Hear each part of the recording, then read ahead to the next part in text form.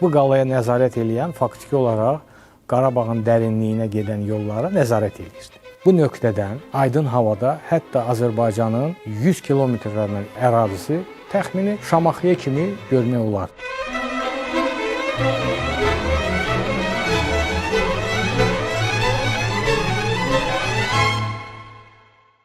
Fransadan, Almaniyadan və bir sıra ölkələrdən qanunsuz olaraq burada işləyən arxeoloqlar buranı talan eləyib. Talan olunan əşyalar bu ərazidən aparılıb İrəvana.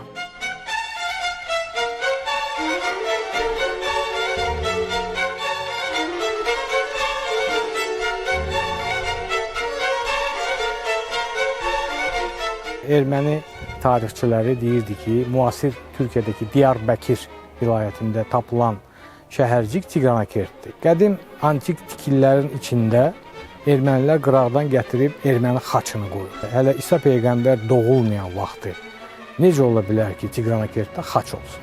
Özü də erməni sayaq.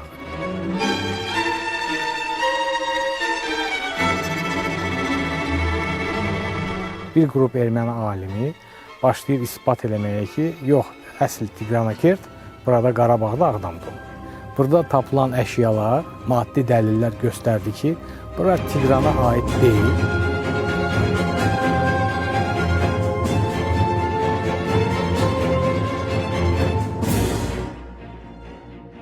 Pənahxali xan Cavanşir sıradan sadə adam olmayıb.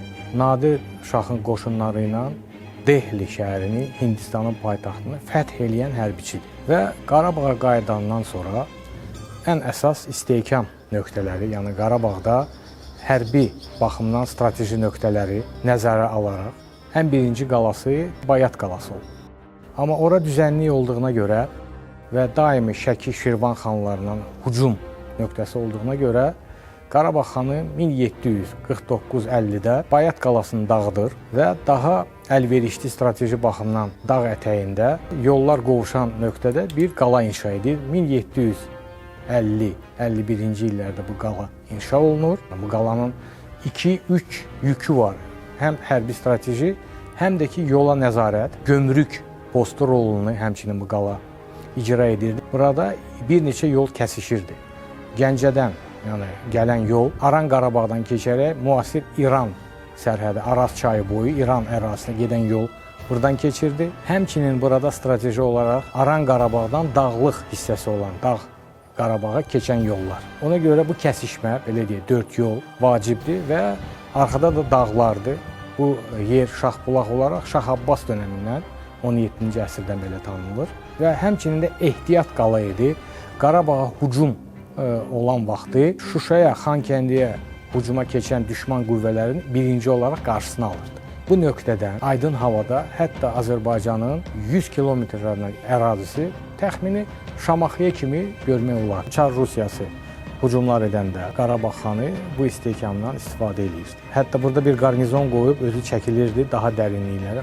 İstər başda Paskeviç, istər Yermolov Qarabağa yürüyüşlər edəndə Şahbulağı dağıdıblar. Qacarlar Qarabağ xanlığına hücum eləyəndə yenə də bu istiqamətdən çalışırdı bu qalanı alsınlar. Bu qalaya nəzarət eləyən Qarabağın dərinliyinə gedən yollara nəzarət edir. Burada ən saf, ən belə döyüşkən elatlar yerləşdirilirdi. Qala ətrafında əsaslı qazıntılar 1950-60-cı illərdə olub. Azərbaycan alimləri, başda Professor Hüseynov və başqaları burada qazıntılar aparıb. Bizə nə isbat edir buradakı qazıntılar? Antik dönəmində, qədim dünyada, yəni təxmini 2000 il, 2500 il bundan qabaq burada möhtəşəm qalalar olub, şəhərlər olub. Əsaslı və fikirlər söylənilib Azərbaycan müstəqilliyini əldə edəndən sonra.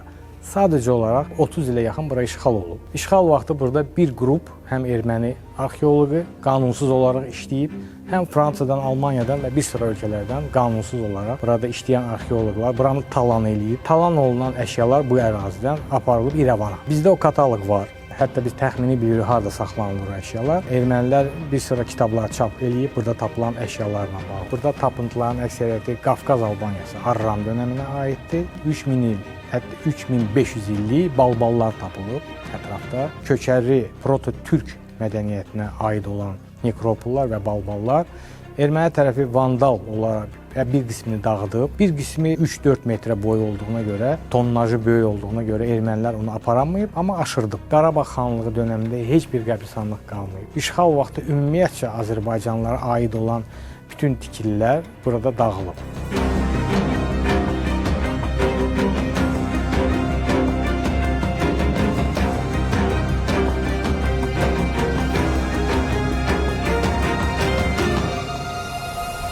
Tiqranakert dərdi yalançı erməni tarixşünaslığına təxmini 50-60-cı illərdə sirayət edir. Erməni tarixçiləri deyirdi ki, müasir Türkiyədəki Diyarbəkir vilayətində tapılan şəhərcik Tiqranakertdir. Yəni, antik dönəm eramızdan əvvəl 1-ci əsrə aid olan, güya ki, 2-ci Tiqranın dönəminə aid olan bir paytaxtdır. Bir qrup erməni alimi başlayır isbat eləməyə ki, yox, əsl Tiqranakert burada Qarabağda, Ağdamda olub. Amma isbat eləyə bilmirlər, mövzu qalır yarımçıq. 1990-larda işğaldan sonra yenə də erməni tərəfi bu mövzuya qayıdır. Alban irsini mənimsəyərək kilsələri, abidələri ermənilər dünya ictimaiyyətini inandıra bilmişdi ki, güya ki, həmin ərazilər erməni irsinə aiddir. Halbuki Alban irsidir.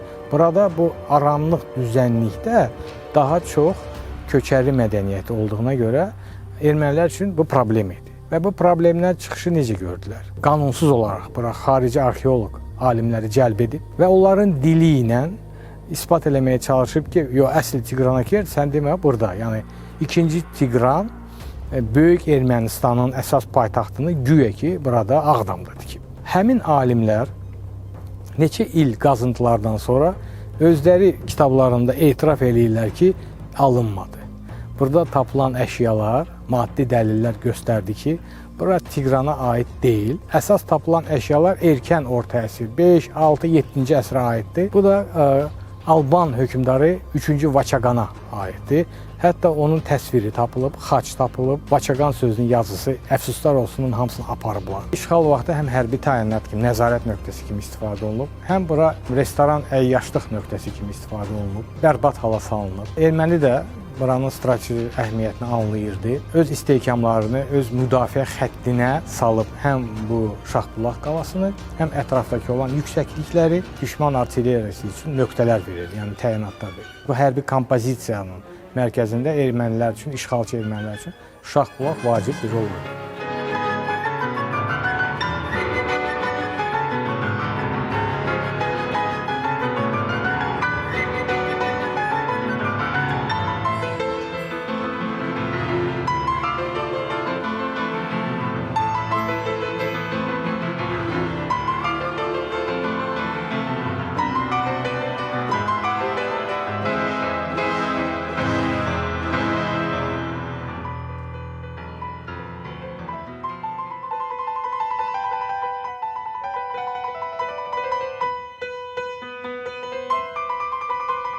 Bizim Azərbaycan elmi üçün ən prinsipial məsələ odur ki, elə xarici mütəxəssisləri də gətirərək, həm bu saxtakarlığı göstərərək. Məsəl üçün, qədim antik tikililərin içində ermənilər qıraqdan gətirib erməni xaçını qoyub. Hələ İsa Peyğəmbər doğulmayan vaxtı necə ola bilər ki, Tiqranakertdə xaç olsun, özü də erməni sayaq. Və s. Bir sıra orada saxtakarlıqlar var.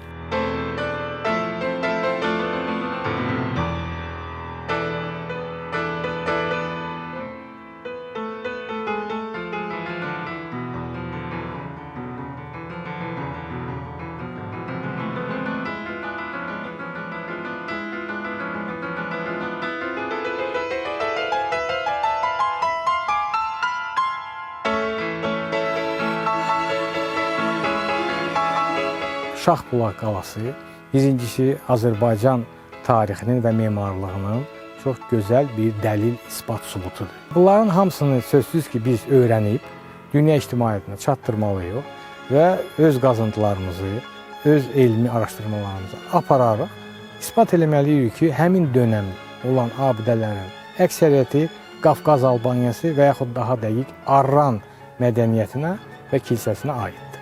Belə-belə işlər